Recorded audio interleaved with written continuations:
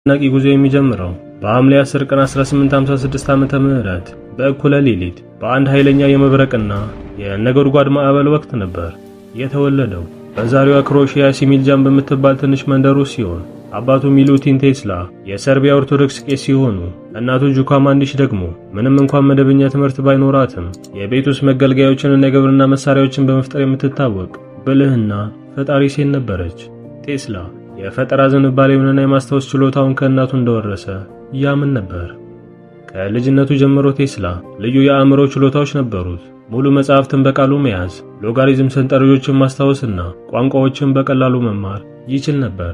ከሁሉም በላይ አስገራሚው ችሎታው ደግሞ ፈጠራዎችን በምናብ ውስጥ ብቻ በሶስት ገጽታ ወይም 3D በዝርዝር መገንባት፣ መፈተሽና ማሻሻል መቻሉ ነበር።